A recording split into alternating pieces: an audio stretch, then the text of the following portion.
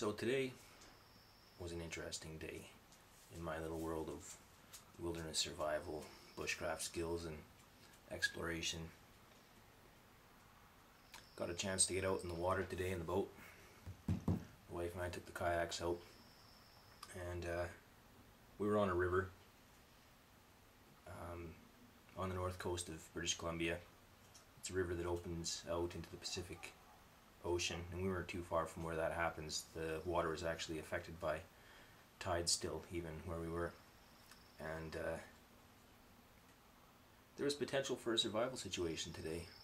It was really eye-opening, you know. You can go out in the woods 100 times and everything goes perfectly, and then you just go out there one day and things just get a little hairy, something doesn't quite go according to plan, and it really makes you think about what you got with you, your skills, and in my case, my wife's skills, you know, and her gear.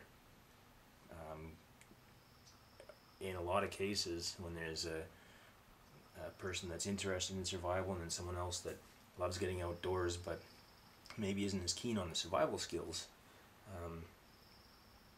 they kind of rely on the person that is keen on the survival skills to take care of things and to be prepared and to have all the bases covered.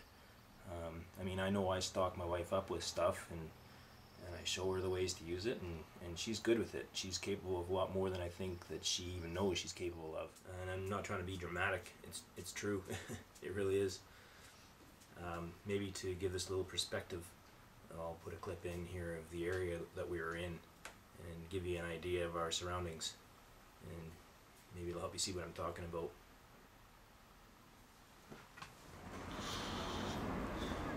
Yeah, the kayak survived the night.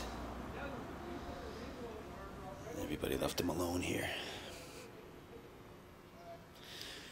And yes, I do EDC my Trailmaster, even in the hotel.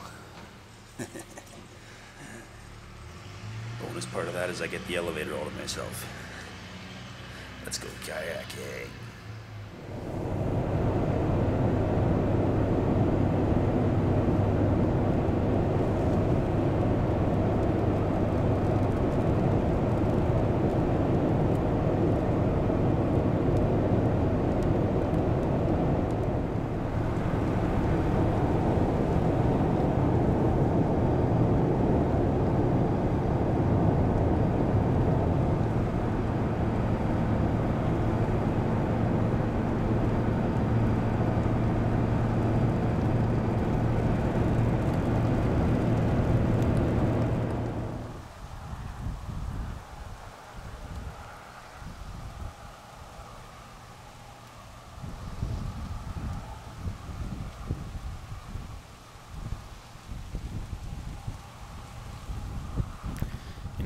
My wife and I, kayaked out into this. And the current kind of got the best of us. We wound up down at the corner in the tip of that island over there. We had to make our way back up on the other side until we were way upstream. We could eventually get across, but it kind of caught us by surprise. If it would have been a couple hours later in the day, maybe we would have been spending a night over there, because there's definitely no way you could cross this if it was dark. So just for fun, I thought I'd kind of give you a rundown on the gear that I had with me there for this night out if I needed to do so. Of course, if you can see in the background there, we had both life jackets, and then drying up there I have my rubberized rain poncho. In the front hatches of both these kayaks, I have blankets in there, wool blankets that are in garbage bags, and they actually stay in there all the time. They're always in there. But however, my philosophy on gear when it comes to kayaking is that anything that is not physically attached to your body is not survival gear. It's just a comfort item. So as far as real survival gear goes, in this quick little excursion when you don't really think anything's going to happen, what I had on me was my folding knife. It's cold steel. I did grab my petroleum jelly cotton balls in my watertight container out of my backpack, and I tossed that in my pocket. I had this whistle in my life jacket to start with. My well-used fire steel is always around my neck, in town, out of town. And then I didn't have a mini compass with me for some reason, so I actually grabbed a full-size compass out of my pack and stuck that into my life jacket pocket. So those are the items that I had actually on me that were directly survival related. And then in the boat I had pretty much everything else, from warm clothing, even a hat here. We both had stainless steel water bottles. I actually had a couple of them with water in them full up. I had this survival tube tent, foil tent with me. That would have made an awesome reflector slash shelter. And then in my backpack, my wife actually didn't even know this, but I always have food in there. Here's a couple items as an example. You know, I have some noodles and seasoning, granola bar, some sardines. You know, it's not great stuff, but when you're out there in the woods overnight, that would do a lot for your morale. And I also had tea and coffee and more food even than that. But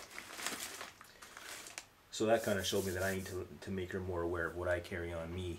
And this is kind of EDC items in my backpack. I had this in the truck, and this is a fire kit that I made. I actually did a video on this a while ago. It's, you know, it's got the knife and the candle and the petroleum jelly cotton balls and the fire steel and matches and kindling, the whole bit. And this thing, the whole time we were doing this, was in my truck parked on shore. And if she had to hit shore by herself, this could have been, a kit like this could have been a lifesaver for her. I mean, she probably could have got a fire going with what she had on her, but a kit like this could have made all the difference in the world. I mean, even for me, I would have been glad to have something like this, and I'm pretty confident and comfortable with my skill. One thing that really would have made me comfortable on the far side of the river out there, and I know some of you may or may not agree with this, but I had this with me. This is not the ideal firearm for an emergency safety check there, for an emergency bivouac on a far side of a river in northern British Columbia.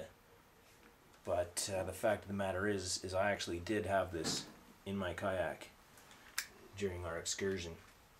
This is just a single shot 223 rifle, lightweight, weighs less than 5.5 pounds probably, even with the 4-power scope on it.